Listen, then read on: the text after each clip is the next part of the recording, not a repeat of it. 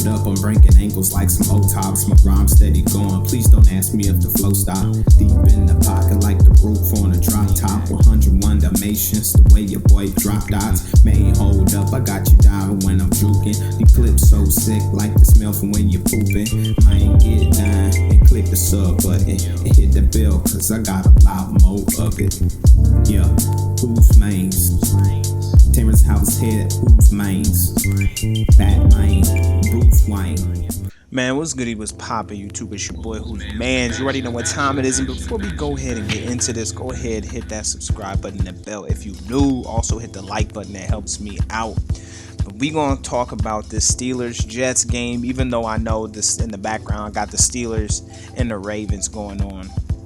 So, Steelers-Jets. We end up losing 24-20. I wasn't really too... y'all have probably known I'm not expecting too much this season out of the Steelers, strictly because I don't think we're that great of a team right now. The one good thing that I think I got from this game is that our offense actually does better with Kenny Pickett. Granted, he did throw 3 picks, which I will say 2 of them he could have made it easier and not thrown a pick. One of them was just Hail Mary at the end of the game. Mitch as well, once again, didn't really play bad. It's just that I don't know what it is, man. The team just doesn't rally around him the same way. He doesn't have that same swagger that Kenny Pickett has. But yeah, Mitch, the one interception that Mitch threw was DJ's fault. And then, like I said, Kenny threw 3 picks. The one to Claypool, if he led him a little further towards the sideline, I think that would have been an easier catch for Claypool. But I also want to say this. Claypool is 6'4". The man needs to stretch his arms out. He plays so small for somebody so big. I mean, you got to extend your arms. He kind of gator armed that and allowed the defender to kind of get that pass tipped. If he extended his arms, Joyner was far enough out of the play to where as we missed that field goal, he was far enough out of that play to where if he extended his arms, he's catching that, or it was like a pass interference. I don't know. It would have been something, but Kenny needs to throw that, lead that one a little bit better. But at the same time, I think Claypool should have caught that. The second interception kind of, in a sense, sealed the game. I'm not going to say lost us the game because our defense was in plenty of position to win that game, but I think in the future Kenny will learn from that. He just needs to throw that away. And once again, though, Muth had both hands on it, but I'm gonna say more so on Kenny. He needs to throw that ball away and not try to make a play every single time. But once again, I think there was a lot of upside to this game with Kenny coming in. 3 drives, 2 touchdowns. One would have at the very least gotten us a field goal. We were already in field goal range. But like I said, he just needs to throw that away. Another thing I noticed too was the run blocking, or Najee just seemed to run the ball a little bit better when Kenny was in the game as well. But all in all, man, the offense just played a little better. And another thing that I want to highlight is that George Pickens might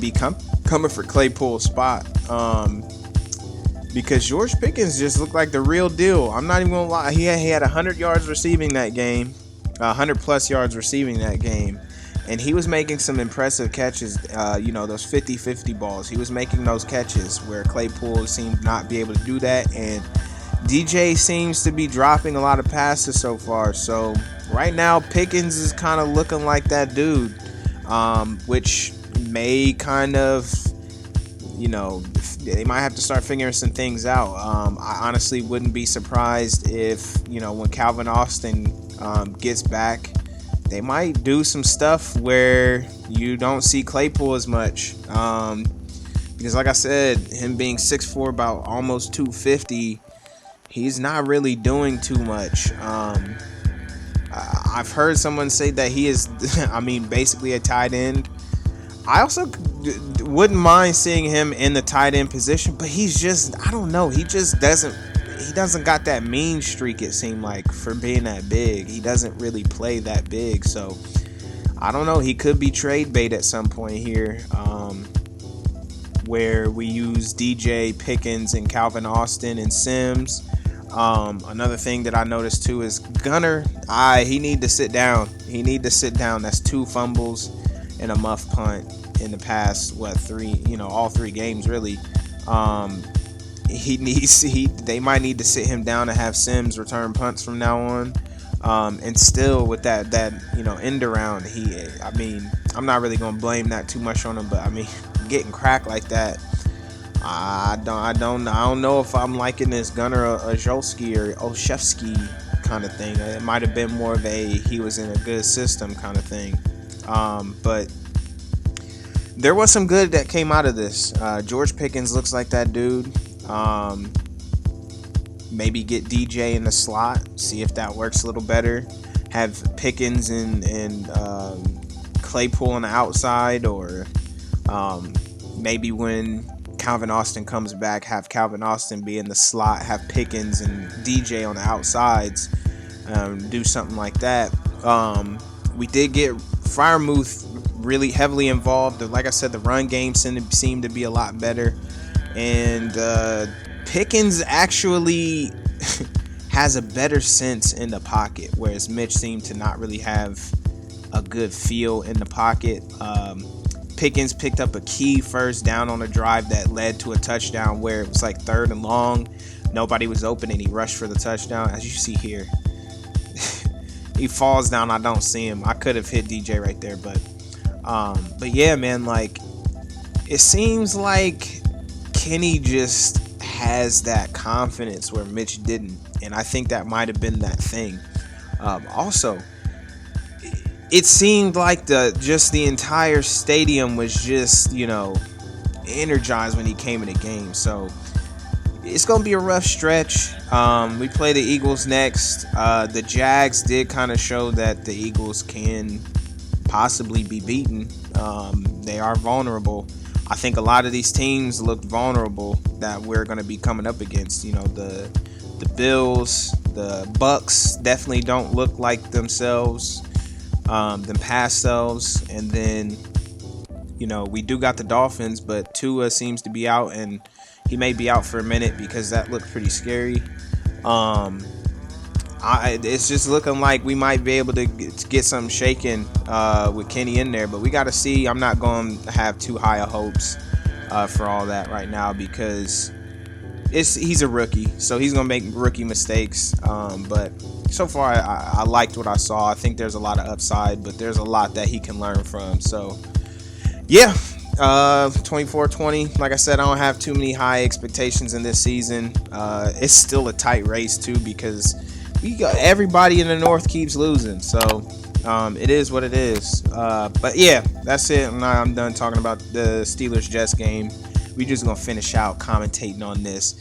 Is this the 4th quarter? Run up the middle with Najee Harris, and we get almost a touchdown there. 2nd and goal. Going to try to hit a QB sneak, and he stops that right there. So it's 3rd and goal, and you already know what's happening. We throwing that slant inside the DJ for the touchdown, and that gets us up to 17-6. And right here, my opponent makes a huge adjustment, and Duvernay gets over top. And I noticed that when looking back at this, he sends the outside guy who was on a streak on a drag, and that cleared up that whole half over there. So I may have to look out for stuff like that again, where you have a guy over top like that. That's why it pays to pay attention. You have a guy over top like that, maybe switch that outside guy to a deep half, especially since it was 4th and 9. Right there, he runs into the end zone. But like I said, sometimes those adjustments, you see that afterwards, but you got to learn from it. And he goes for 2. He goes for 2. I run commit. Now it's 17-14. Right here, I honestly should have thrown that to Jalen Warren because everybody was going into the run, but I don't. Right here, we throw that drag and almost get the first down, 3rd and inches, and that's going to be key right here as he sends the blitz, and Stevenson gets in there and tackles Mr. Trubisky. And I'm in my feelings. I should have punted this ball, but I'm in my feelings. DJ was open, and he would have probably picked up a lot more yards, but he sends a key blitz, and it's turnover on downs right there. So now we got to basically hold him to a field goal at the very least, and he steps back, throws it to Andrews. It's going to be he drops it actually, 3rd and 10, and we're sitting here in this coverage right here. Look at this. We get the interception with Levi Wallace, and I wanted to stay in the end zone, but you know how that works sometimes. They'll force you to run inside, and but anyway, we get down to the 30. I just got to get a couple first downs, throw a nice screen because I knew he was going to be blitzing. He's probably angry. Most people kind of blitz, and plus he's been blitzing a lot, so I was like, I'll throw a screen. I do my wise stick, get over the middle, waste some more time. I know he's going to be blitzing. I'm trying to be kind of aggressive. He sends people in there, and you've seen that nice pancake that sealed the outside edge, and we get the first down, which pretty much seals it. I should have honestly kneeled the ball, but hey, it is what it is. Throw one more to DJ over the middle, and that's going to seal the game right there. So far I'm 7-0 with the Steelers, and pretty happy about it, but hopefully the Steelers can pick it up the rest of the season. It's going to be tough, but it is what it is. But thank y'all for watching. Thank y'all for coming through to the video. It really means a lot. Go ahead, like I said earlier, if you are new, hit the subscribe button, hit the bell, because we uploading. We putting stuff up here every day. And also hit the like button. Tell me what y'all liked and disliked about the video. What your boy can improve on. We on Strive. We striving to get 400 subscribers this year. And I think we can do it. Also, we part of GITG. Let's give it to God Game, bro. He doing it all, so I'm gonna just let him do it. You know what I mean? Anyway, thank y'all for coming through, sliding through the video, showing your boy some love. I'll see y'all next time. Peace.